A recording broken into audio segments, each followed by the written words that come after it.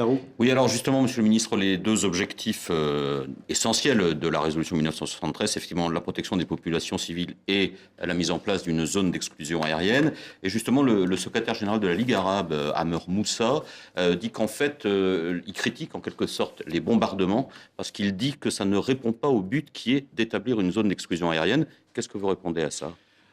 Il y a une logique militaire quand même. À partir du moment où vous avez une zone d'exclusion aérienne, vous devez mécaniquement vous en prendre aux batteries anti-aériennes qui peuvent tirer sur des avions qui survolent le territoire. C'est lié. C'est pour ça qu'on ne dit pas la France, les États-Unis, le Royaume-Uni, les alliés ne sont pas en guerre contre la Libye. Ils sont là pour empêcher le colonel Kadhafi d'exterminer, parce qu'il faut appeler les choses par leur nom, son propre peuple, sous prétexte qu'il a mené une révolution qui ne lui plaît pas. On a quand même vu cette semaine des images ahurissantes d'avions bombardant des civils de son propre pays. Bon, ben voilà, donc à partir du moment où on a une zone d'exclusion, il faut bien s'en prendre aux batteries anti-aériennes, sinon vous n'avez aucune chance de réussir votre opération. Stéphane Loer, sur ce débat libyen. Mais est-ce que vous n'avez pas peur que la Ligue arabe prenne ses distances et que cette opération apparaisse comme une opération purement occidentale ?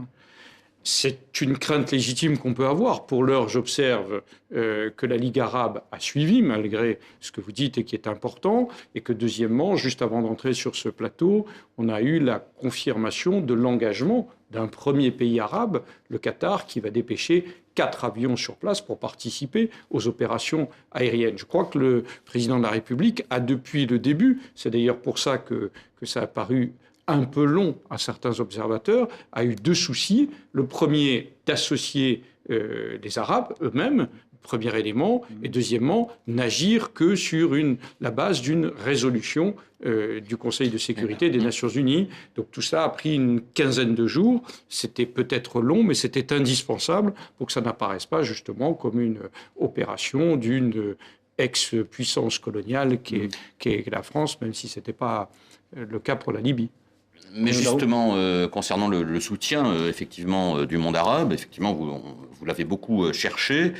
Il y a effectivement ces 4 avions du Qatar, mais à part le Qatar et les Émirats arabes unis qui ont dit qu'ils allaient participer d'une manière ou d'une autre à cette opération, il y a très peu, il n'y a pas d'autres pour le moment pays arabes. La Ligue arabe avait demandé mais la Ligue arabe, c'est 26 pays. Pour le moment, il n'y a que ces 2 pays. Oui, mais la Ligue arabe elle-même, en tant qu'entité, avait demandé la zone d'exclusion aérienne, ce qui n'est pas rien. J'entends à travers votre question, la première tout à l'heure, qu'ils auraient discuté des modalités, dont acte. Mais déclaration d'Amer Moussa aujourd'hui. Je vous crois, mais la zone d'exclusion elle-même a été demandée par la Ligue arabe. De toute façon, il y a un moment où les choses sont simples. Soit on laisse quelqu'un réprimer dans le sang une évolution des manifestations, une révolution qui ne lui plaît pas, soit on intervient. Vous aurez noté que de toute façon, nous, pays occidentaux, nous sommes systématiquement suspects d'inaction, et on nous reproche d'ailleurs la même chose.